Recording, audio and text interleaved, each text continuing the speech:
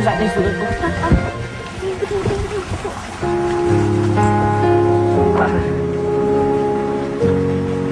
Ay, masakit, masakit. May panyo ka ba? Oo.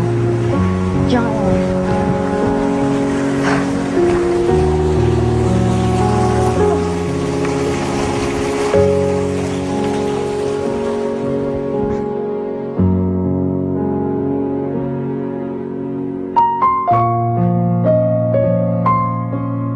Yan. Ayoko naman. Ano ka ba? Arte-arte mo naman. Hindi naman Masakit.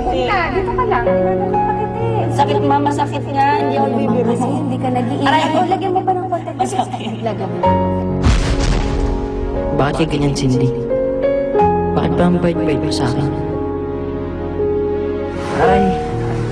Aray. Okay na, okay na. Tama. Masakit eh. Oh.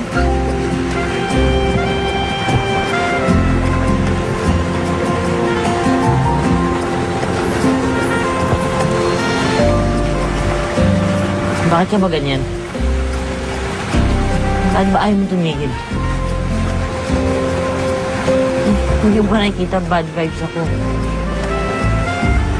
Baka masira lang yung dalawa ni Baste.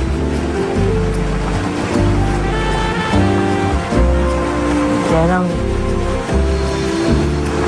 pagkasama kita, iba yung pakiramdam ko eh. Gumagaan. Nakakalimut ko lahat ng problema ko. Ayoko lang magkagulo-gulo eh. Pero gusto kita, Cindy.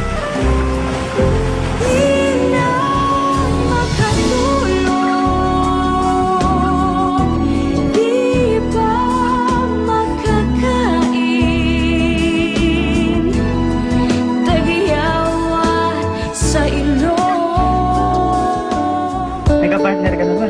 Siyempre naman. Alam niyo na ba ang gusto mo siyang maging partner? Nangyari sa atin lahat, palabas lang yun. Sorry, sorry ba? Hindi ba akong gusto? Hindi ikaw. Sige, basta may pakana nito. Date pa kita. Ikaw ang may kagagawa nito. Sino pa? Hindi na lang makaka-attend sa Gusto mo ba siya maging kapartner? At kaya, hindi mo iparamdam sa kanya na gusto mo siya makakita. Eh, may date ka na ba? Wala rin. Alam ko na kung sino yung yayain ko. Sino? Cindy, balita. Cindy! May sasabihin kasi ako sa'yo eh.